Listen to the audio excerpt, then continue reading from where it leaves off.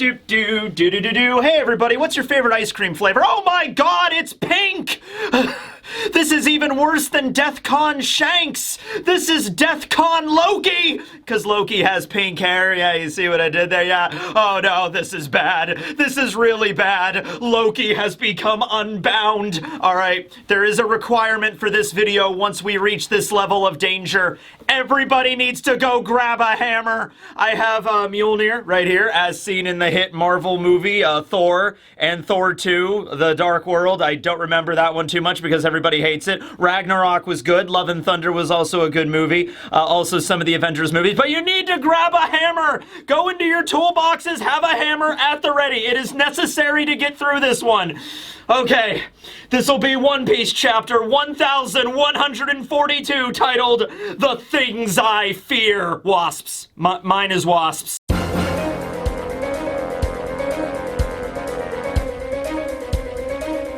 I don't know about yours. Mine is giant mutated alien wasps. Okay, not even giant mutated alien wasps. Just a single wasp would be enough to terrify me. Alright, so we continue on last time with Oni Child Yamato's Holy Inari Shrine Pilgrimage. Finally, Yamato has returned. Because, like, the last 5 of these have just been who's who hanging out in his hideout. Yamato, with really no, like, big entrance. I mean, there's a big entrance, but, like, that does not, like, you know, open the door and, like, give back all of the people you kidnapped. Who's who? I'm Yamato! Bam! And, like, smacks him. No, just one panel of Yamato using Raimi Hakai and, you know, destroying who's who's entire face. Like, that's pretty much the panel. He also drops Yasuie's katana. That was the whole point of Yamato's mission, or one of the side quests, was take the sword and return it to Yasuie's tomb. We don't see what happened with Ulti in page 1, and the caption actually says, give back the katana and the girls, as in the girls that who's who kidnapped from around the Kuri region, okay? So we're not really sure how Yamato is going to respond to Ulti in page 1. They're essentially like at least like adoptive siblings, right? Because we now know that Hanafuda was Ulti in page 1's father, and then he died, and Kaido essentially raised them. By the way, I was always under the impression that Hanafuda died like a while ago, but that's clearly not the case. He fought Ace and lost, and then got killed like immediately after that, after he was ejected from the Warlords. So that couldn't have been more than like, well, Ace became a pirate 5 years ago is when he left Fuchsia. Give it like a few years for him to gain some reputation and eventually defeat Hanafuda. But then again, I mean, Luffy defeated Crocodile not long into his pirate journey, so he might not have taken Ace very long. And then give it a little bit longer for Hanafuda to be expelled from the Warlords, and he went to go travel to see his children, and then he eventually died there. The point is, Ulti is 22 and page 1 is 20, so, you know, they weren't like little kids when they showed up at Kaido's doorstep and just like, you're our new dad now! And Kaido's like, oh god, I'm too drunk for this. You know, it was like a few years ago, but still, technically, Kaido was their parent, and also Kaido was technically Yamato's parent too, but we see all how that went down, right? At any rate, yeah, Yamato one-shots who's who. That's the cover page, so we'll see where that goes from there. Alright, continuing on, we are at the Walrus School, where the children are in the middle of gym class. We get to see a lot of the teachers from the Walrus School here. We get to see the math teacher, we get to see the principal, we get to see the PE teacher. So I'm assuming the kids were all outside like, all right, kids, time to play dodgeball. I remember dodgeball. Dodgeball was fun. I hated volleyball. That was my least favorite thing in school to play. I'm not saying anything against volleyball. If you like playing volleyball, great. But every time we went into the gym and the nets were all set up and we had to play volleyball, it's just like not my preferred sport. But anyway, a giant snake is attacking the children. So, all right, everybody, dodge, snake. Come on. I have enlisted the help of Jormungandr, the world serpent, to devour the dodgeballs. All right, this is not part of the original curriculum. This was not on the syllabus, all right? So a giant snake monster that the children refer to as Jormungandr is attacking them. And this is, of course, the world serpent, kind of like an Ouroboros that circles the entire planet. that's so long that, like, it can bite its own tail. That's kind of the origin here in Norse mythology. There was also fear that if you were to sail off into the ocean far enough, you'd eventually run into this thing, and it would, like, devour you, okay? So, very scary serpent. Now, something that I should bring up here that's really funny. Remember back during the beginning of Elbaf, when the Straw Hats were in the Land of the Gods, in Rhodes, like, Lego City? One of the guardians of Rhodes City was a snake. It was not a giant snake like this. Well, okay, relative to the Straw Hats, it was a giant snake, but this is a giant snake even by giant standards. That was just a normal snake by giant standards. Anyway, that giant, Rhodes named it Hirumangander. All right, and why did he name it that? Not Jormungandr, Hirumangander. Okay. So, obviously, Jormungandr is a Norse word that I have probably been butchering multiple times, but it kind of sounds like Yoru. It kind of sounds like Jormungandr in Japanese. Yoru means night. It's the name of Mihawk's sword, okay? Hiru means daytime. So, it's a pun. Oda was like, Jormungandr kind of sounds like Yoru. What if I change Yoru to Hiru, so it's Hirumangandr? It means daytime instead of night.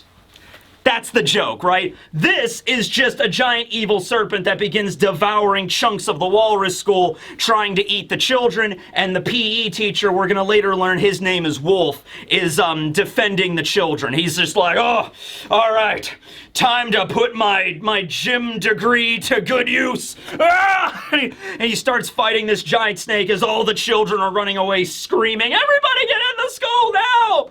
All right, so we cut to the teacher's lounge. Is this still One Piece? I never thought when reviewing One Piece I'd be like, all right, now we cut back to the teacher's lounge.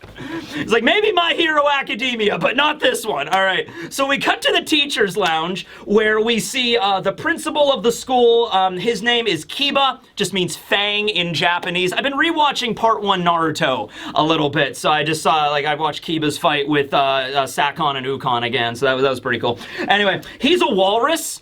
We don't know what the deal is with him. Also, remember Iowon? He was one of Whitebeard's commanders, not the commanders, one of Whitebeard's allies during Marineford, who also looked like a walrus. Maybe that was this guy. Maybe they're related in some way. Could be minks, you know, because minks, you know, any animal that has fur, walruses have hair, so maybe he's part mink, who knows? He's an older dude, and we're actually going to learn later he used to be a member of the Giant Warrior Pirates, but he also seems a little older than Dory and Broggy, so maybe he was from a generation earlier than them. Dory and Broggy are around 150, 160 right now. Maybe Kiba's maybe like around 200, maybe a little older than that. Because he seems to be like an older giant. Like, he complains about his back, like, later in a way that, like, Dory and Broggy don't. So maybe something like that. We also get to meet the math teacher of the school, and his name, he's the coolest by far. His name is Blade.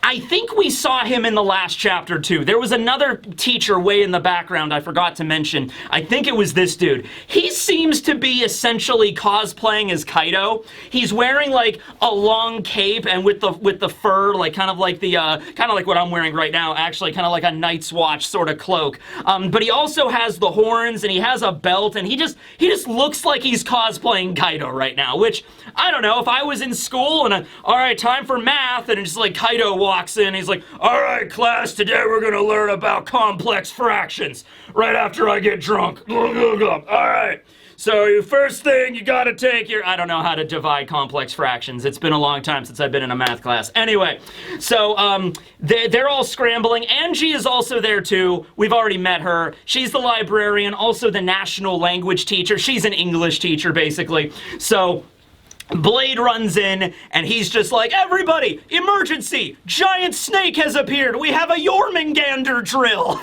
Normal schools have tornado drills or fire drills. The Walrus School has a Jormungandr drill. This is what happens when you go to school in Norse mythology, okay? Anyway, huge snake is here. They're questioning, like, well, wait a minute, how? Did it climb up from the Underworld? Giant serpents and things. We actually saw one of the, you know, Loki's pets in the primordial world was a giant snake. So they're, you know, thinking, like, those creatures don't come up to the sun world, though. That's never happened before. How did it get up here? What's going on, right? So they're like, like, all right, we need to evacuate all the children.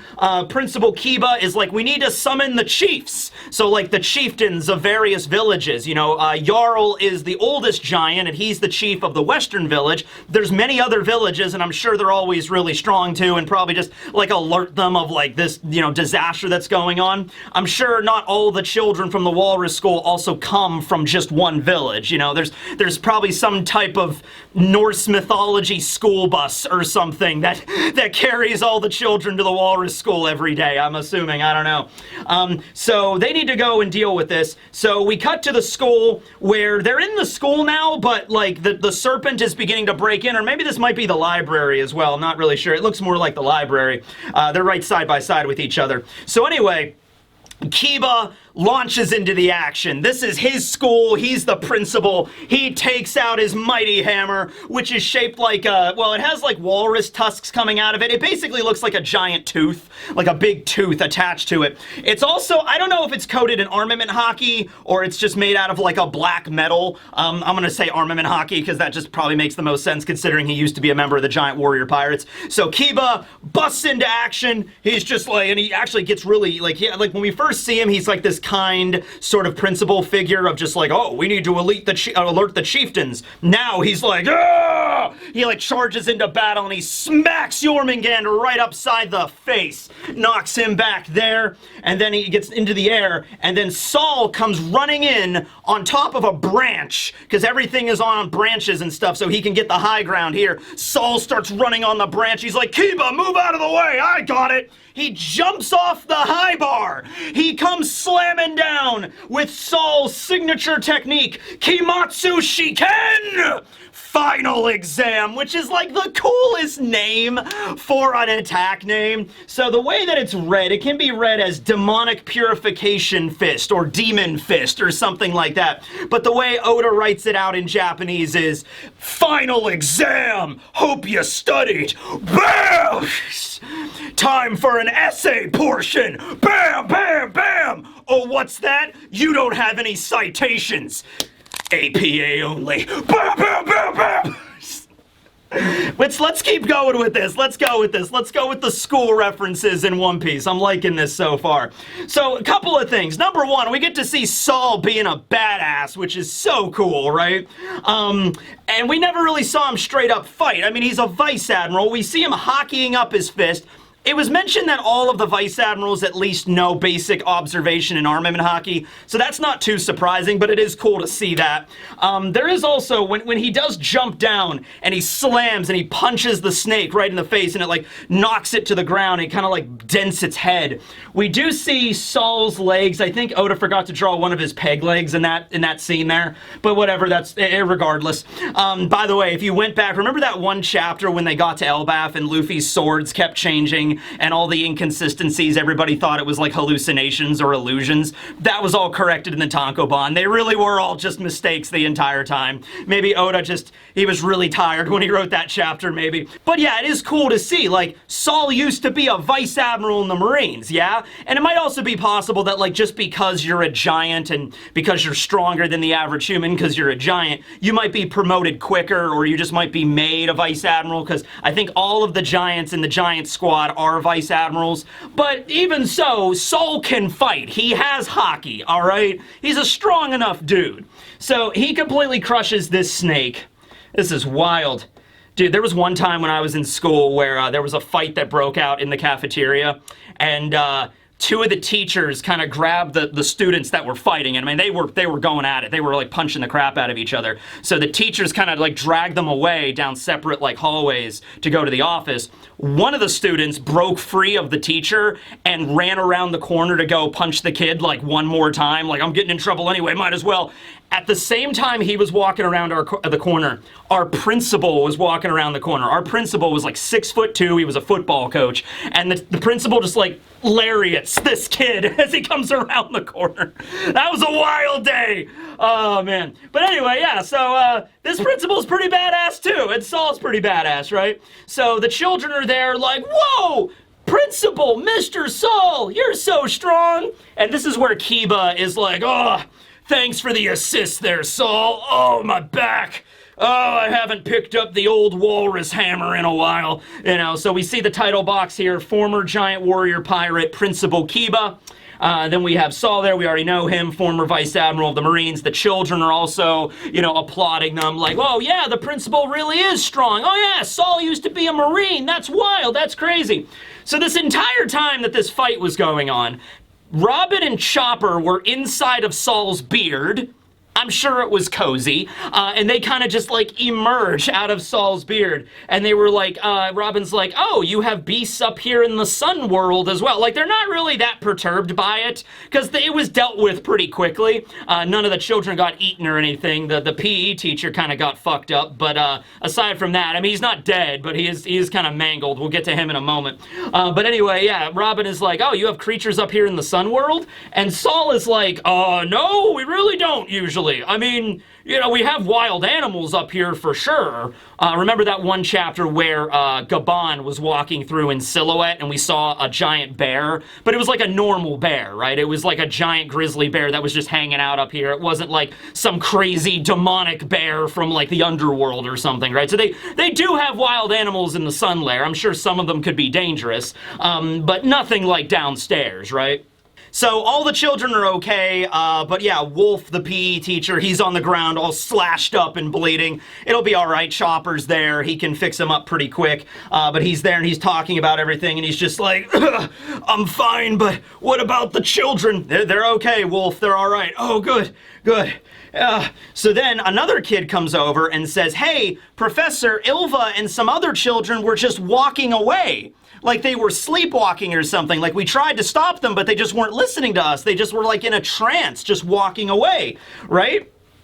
And one of the children even asks, hey, he goes up to Robin and was like, hey, are you friends with Luffy? And Robin's like, yeah, I'm friends with Luffy. Why? Did something happen? And so the child just backs off immediately, like, hey, are you friends with Luffy? Yes. Oh, okay. And then he just like way backs up. So it's like, what's going on here? Like the kids are acting like really, really strange, right? And so yeah, we learned that some of the children got put into a trance and then began sleepwalking towards the beach of the Warrior Spring that we saw earlier when Saul and Robin had their tearful reunion, right? So Saul runs outside looking towards the beach and they're like pointing. He's like, oh, look, there they are. So they're like all walking on the beach like single file and we don't know what's going on here, right? So we've seen some of the children before. Colin is not present. Actually, where is Colin? Is Colin even here right now? Hold on, let me really quick, just let me check. He might be in the background of something, but I didn't really see him, like, overtly here. He might have ran off or something like that. Yeah. Yeah, I'm not seeing Colin anywhere in this chapter here. So, yeah, but some of the children that were making fun of Colin, that were calling him, like, a brute, and he just, like, attacks everybody, and he's an outcast, you know, some of those children we see. Ylva was the girl that was kind of making fun of Colin, and she's like the line leader, and then you have 1, 2, 3, 4, 5, 6, 7, like 8 or 9 children following behind, okay? And they're all asleep, like their eyes are closed and they're just walking forward, and we see one of Gunko's arrows directing them, like traffic, you know, just like follow the arrow, or maybe it's the arrow that's like making them walk in a singular direction, like they are asleep, but the arrow, the vector, is making them move forward, okay? It could be something like that. So the teachers and the principal are all shouting from the school, like, hey, children, come back to school, please. And then, but they're not responding, so they're like, oh, you know, Kiba is like, we need to sound the horn, alert all of Elbaf, this is an emergency. Saul is kind of like, well, I don't know about that, principal. Should we really alert the entire country of like, is this really like a national emergency? Is that going too far? Because I'm imagining like, you only, you know, Heimdall only blows the horn when like Ragnarok is coming. They don't even know how funny that is yet. They don't even know that it is actually the perfect time to blow that horn, right? So it isn't Heimdall. I think it is just Blade, the math teacher, the Kaido cosplaying looking dude. He's the one that takes out the horn and he So, but Kiba is saying, like, Saul, I think this is more than just the children wandering off. Like, look at the forest. And so Saul looks up and sees the forest, and he's like, what is happening here? And then the horn is blown. Okay, so we see giant creatures, silhouetted giant shadow creatures emerging from the forest of the sun lair. We see a huge bird-like creature, and we see a massive wolf monster, okay? And they look nothing like any of the other animals we've seen in Elbaf up until now, and that is saying something. Or the animals seen in the movie Strong World, because a lot of them are based off of that too. So Chopper and Robin are surprised at just like, where did all these monsters come from? And then they're like, I don't think this is an overreaction, Saul. I think this is appropriate. I think this qualifies as a national emergency now. Okay. So all of the children, even the ones that were in the safety of the school, start passing out. And Angie and others don't have any idea what's going on. Chopper immediately is like, oh, don't worry, I'll make sure they're okay. And they're like, well, all right, Chopper, thank you for being here, of course, but, you know, we still need to figure out what the hell is going on, right? So we'll explain a lot of this later. It's because of Killingham's devil fruit ability of why the children are passing out and sleepwalking and everything like that. But we'll find out more about that at the end of the chapter. So for right now, though, children are all passing out. Chopper's going to look at them, and giant monsters are appearing in the forest, okay? And the horn is sounded, all right? So now we're cutting down to the Underworld, where Loki is unbound, except, well, okay, Loki is 98% unbound, okay? 2%, he still has one ankle that's shackled to the tree with Karyoseki, okay? So he appears, Loki, and he's just like, ugh. Did you really think keeping one of my ankles shackled would have contained my power? How naive. My power is maximum! Please let me go, though. He still does say, like, take it off. Right? He's just like, I still want this one shackle gone. Because if he is still shackled to the tree, that might make it kind of difficult for him to move. By the way, even though he got all that damage from Shamrock and Gunko, he's still bleeding pretty bad. His stomach wound seems to have healed up a bit, though. That might just be blood from the previous attack. He seems to be doing okay. He seems to be in good spirits. So he just gets up and he's threatening everybody. He's just like, if you want to save Elbaf, then you release that last shackle now. You thought I couldn't do anything in this situation, I'll show you otherwise. Okay, so he says that because, you know, what he's about to do. But also, like, he might just be lying to them, like, if you want to save Elbaf and make sure I don't destroy everything, release that final shackle. But then again, Loki is a trickster, so I don't think that's a good idea either way. I think either way it's going down, all right? Like, it's happening now, right? The name of Loki's hammer is Ragnir. It was mentioned by Hyrudin last chapter, and it's taken the name Ragnarok combined with Mjolnir, which is Thor's hammer. By the way, I just realized this. I'll bring it up now. So, you know, like, at least especially in the MCU, Thor and Loki are brothers. In a lot of other works of fiction, they're brothers, or adoptive brothers at the very least. So I was assuming that, like, okay, is Loki, and then Hyrudin is the parallel to Thor here? I'm pretty sure what Oda did, and I'm sure a lot of you already figured it out, he combined Loki and Thor in, like, the same character. Loki here embodies aspects of both, okay? I mean, he's wielding a giant hammer named partially after Mjolnir, so, like, come on now, yeah. There is probably not going to be a Thor, there is just Loki. Only Loki, alright? So Hyrudin is there trying to plead with him to put the hammer down. You want me to put the hammer down? You know, that kind of thing. Sanji's also here, by the way. I mean, after they fell down from the ship in the last chapter, Sanji didn't have any dialogue. He just landed, and we didn't see him at the end of that, so I'm assuming, like, okay, he was there, but didn't say anything. Here, he's Sanji, Luffy, and Zoro all present as the Straw Hats. The monster trio is at least here. And so Luffy's like, you, Loki! And Sanji's like, who the hell is this guy? Because he has no idea. First time Sanji's meeting Loki. And it's like, you better hurry, because if I hit something with this hammer, if I bring this hammer down, flames will spread. And you know that's the weakness of the Yggdrasil, the same as I do, Hyrudin. And so Hyrudin screams for him to stop, but Loki doesn't. He raises up the hammer and he goes like out of the park with this one and he slams Ragnir right into the side of the Yggdrasil tree. Oh, I did say that last chapter. I was like, what's the first thing that Loki's gonna do? A lot of you were saying he was just gonna let out a mighty 6-year held-in fart. You know, like that was Ragnarok right there. He's like, ugh. I'm gonna go take a piss, you know, or something like that. But no, I was like, what if he just turns around and hits the tree really hard? Yeah, that's what he did. So he hits the tree with Ragnir. This causes a lightning strike. So a lightning strike like from the sky, not like lightning coming out of the hammer. Clouds gather and a lightning strikes right where he hit the tree with the hammer, okay? The lightning passes through the sun realm, strikes a branch there, and then continues all the way down to the base of the trunk where they're standing, right, where Loki's prison was, and it just hits the tree and flames just begin to emerge in the primordial world and in the sun realm. We have one tiny little panel at the banquet at the Western Village where they're just like, Elder Jarl, the southern part of the island is on fire. Also, we heard the horn of the end of days. And Jarl is just like, fire's dangerous. Put it out. Oh man, I'm old. You know, it's kind of like that. So the giants up there have to focus on putting the fire out in that section of the tree. They might not be able to come downstairs and help out with any of this Loki nonsense, if they could have even helped to begin with, right? Well, Dorian Bragi could have probably, you know, I don't know. I'm assuming Loki's stronger than Dorian Bragi, but I'm sure they would have been able to like contend with him for a little while, right? You know, they spent 100 years leveling up on Little Garden. And we're also defeated by Mr. 3, but that doesn't matter. He was using underhanded tactics. Loki would never use underhanded tactics. Do you think Loki should join Buggy's crew? I think it would be a good combination. I think Loki should join Buggy's crew. Yeah.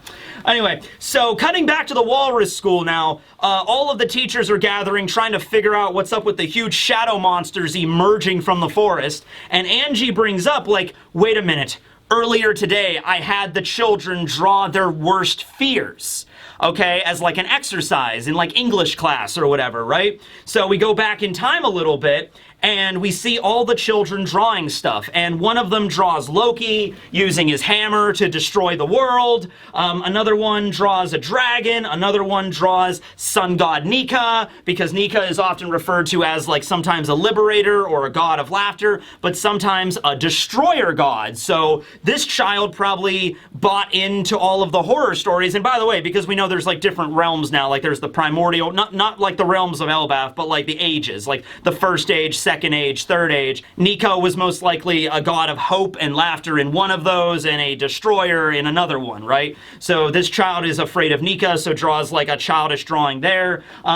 We also have ghosts, and one child just draws lightning, like storms, like maybe he's afraid of thunder. The Needhog, which is the serpent, another type of serpent dragon deal, different from Jormungandr.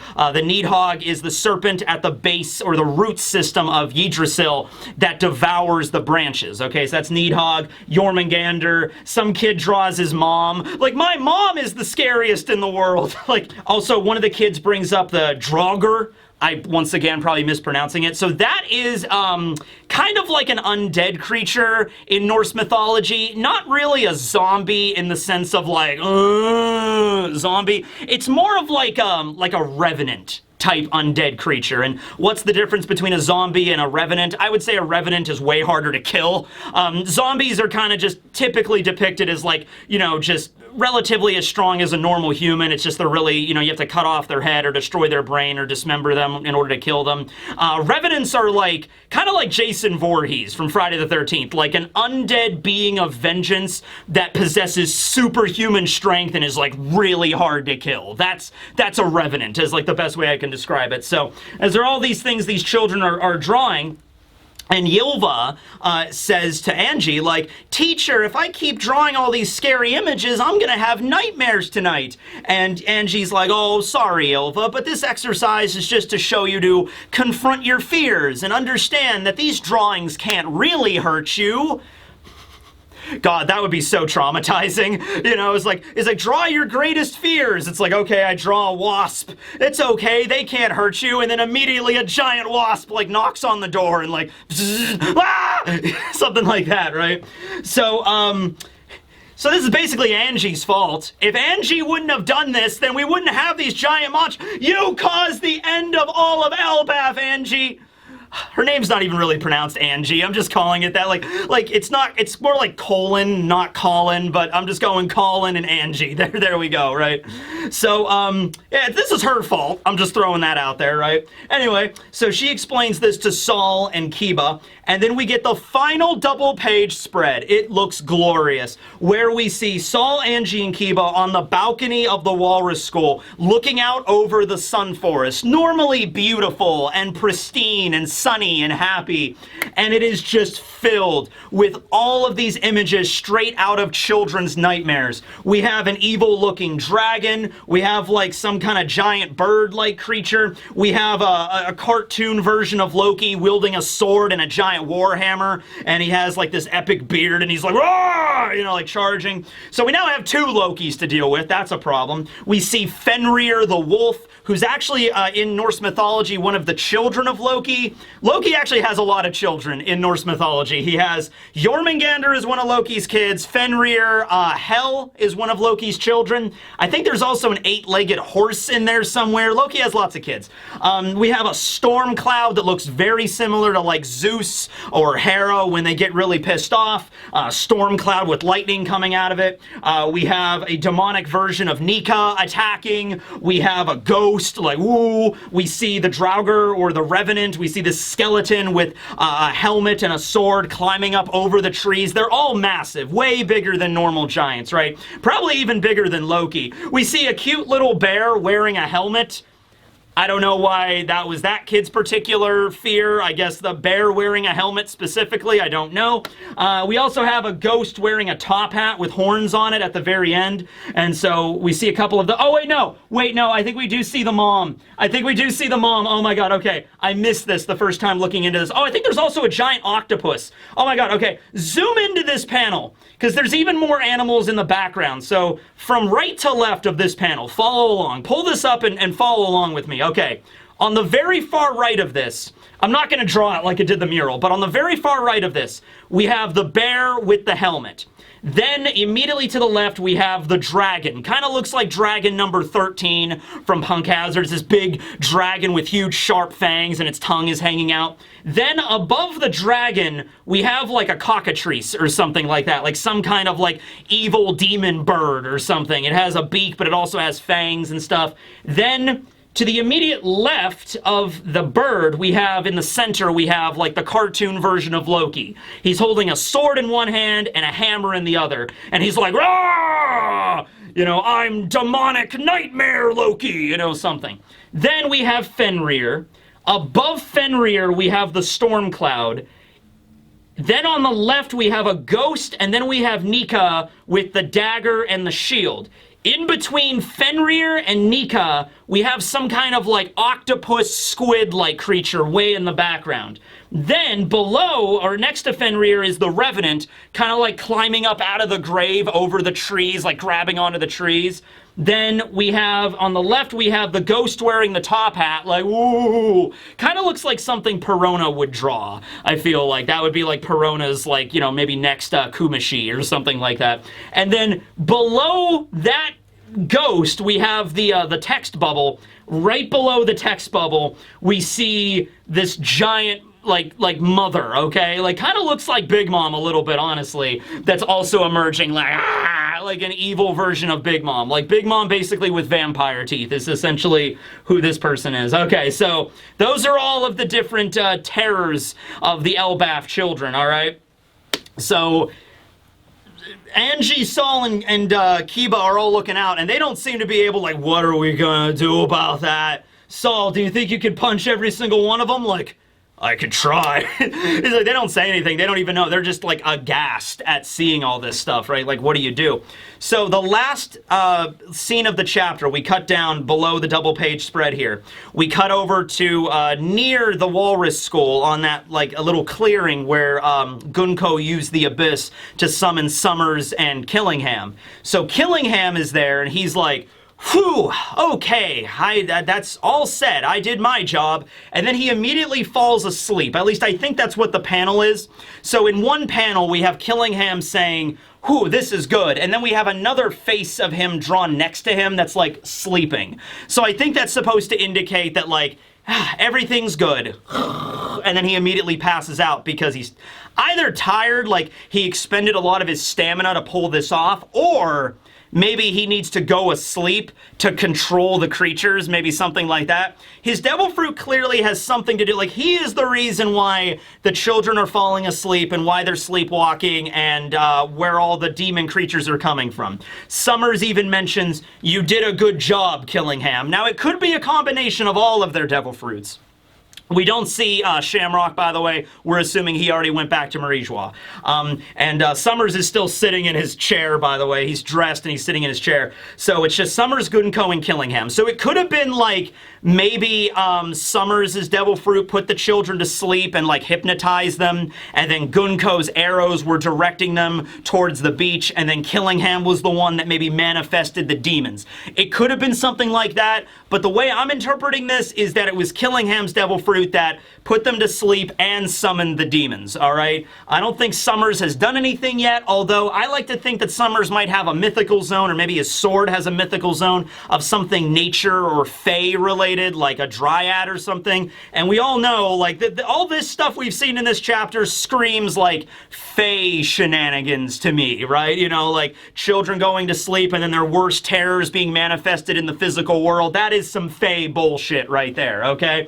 So maybe it has something to do with Summers, but he's thanking Killingham, and Killingham kind of is like, you know, nodding off because of it. Maybe he has to go to sleep to control everything or maintain the power, not sure. So from what I understand, if he is supposed to be a Kieran, Kierans aren't like directly related to like dream manipulation or like summoning nightmare creatures or anything like that. There are a few like yokai in Japanese lore. Like there's one that's called the Baku, and it's basically the basis for Drowsy and Hypno in Pokemon. Like they're like elephant-like beings that like absorb bad dreams and manifest them. So that's a creature that maybe, but I don't think like Killingham is clearly like a giraffe, like kind of Kieran being, not an elephant. Although maybe, I don't know. Or the Kierans are mentioned to give prophecies sometimes, and sometimes they're meant to be like guardians of purity and like to protect. So maybe the ability is like subverting that because he's a member of the Gods Knights, so it's like the opposite. I'm not really sure, and we don't even really know 100% if he is a Kieran, but he seems to be a Kieran to me. That doesn't even really seem to be debatable, but maybe he isn't, I don't know. But anyway, last panel here, we have a scene with Summers and Gunko, and Summers kind of turns to Gunko and is just like, ah, yes, the fear. What do you fear, Gunko? And Gunko, end of the chapter, just kind of like really seriously says, Nika. And then that's the end of the chapter, right? Okay. So, and there is a break next week, by the way. Okay, so break next week, and we have all this nonsense going on. Loki is freed. He's causing havoc in the primordial world. There's a fire in the sun world, and there's like a dozen demons that have just been manifested. Now, I wonder if this is the type of ability, if this is all Killingham, if all you gotta do to stop this is just knock out Killingham or just give him a big walloping, and then that'll make all the demons like disappear immediately. Like all the children would wake up and it's... Also, the demons all appeared when the children fell asleep. So maybe you just gotta wake the children up somehow and then the demons will disappear. Maybe something like that too. So it clearly seems to be related to the mythical zone of Killingham here. Now, when it comes to Gunko talking about the sun god as like, oh, that is my greatest fear. Wouldn't it be interesting, because so many slaves all over the world praise the sun god Nika to bring them hope and, you know, liberation and all that. Wouldn't it be interesting if Gunko was in a situation like that where she prayed to the sun god and either did not respond or something bad happened, like something worse happened because Gunko prayed to Nika. And then, you know, like, because like sometimes referred to as a bringer of destruction. So after all that happened, Gunko was like, oh no, that's my greatest fear now, and that's why I am going to go join the God's Knights, and I'm going to stop, you know, the Sun God, you know, like maybe something like that. We're learning a little bit more about Gunko's backstory here. I think Oda's going to touch upon that a little bit. I don't know if we're going to learn the whole backstory of like every single member of the God's Knights. Clearly Shamrock we got to learn about, and it seems like Gunko is being focused on a little bit here, right? Summers also mentions something here, and the translation is probably all over the place. Probably going to get a couple of different versions of this. But this one translation is, love is something that hurts when it's hurt. Okay? So maybe something you love, if it gets hurt, will hurt you back or something like that. Like love and hate, two sides of the same coin. Maybe something along that line here. So maybe that's where Gunko is coming from. Gunko maybe used to, you know, worship the sun god and be like, oh, Nika, going to bring happiness and hope and liberation and everybody, and they're doing the dance and everything's happening. And then her entire family died or some shit in a fire or something. And then she's like, what? No! And then she became like, oh, I will kill the sun god someday. Like, you know, could be something like that. Oda's really good at showing us two sides of the same coin. Like Kuma always viewed the sun god as a savior. This is the opposite end of that. And also might go along with the theory that Gunko might have been a previous member of the Revolutionary Army and then defected to the God's Knights. That would be an interesting story. Alright, so we're going to see more about that. We didn't get that much with Loki in this chapter, to be honest with you, but we got enough. He certainly made his presence known, okay? He didn't immediately step on Luffy or anybody like that. He didn't say anything to Hiruden, like directly, like, brother! So, you are here. You know, nothing like that. Just the first thing he said is like, take off this ankle, or I'm gonna take off my ankle bracelet, or I'm gonna BAM! And he just slams into the tree. So, you know, I guess he just really needed to get a good swing in. You know, he's been waiting for 6 years to like just take that hammer and just smack something. So, there you go. That's what happened there. But very, very intimidating, if nothing else. So, really good chapter. We got to see a lot of characters from the school. And, yeah, break. So we're going to see what happens in 2 weeks. Thanks for watching, everybody. Let me know where this is going to go from here. You can put down your hammers now. It's all good. Bye. Oh, wait, crap. Hold on. Elbath! Ah, see, I almost forgot. There you go. I got it. All right, later.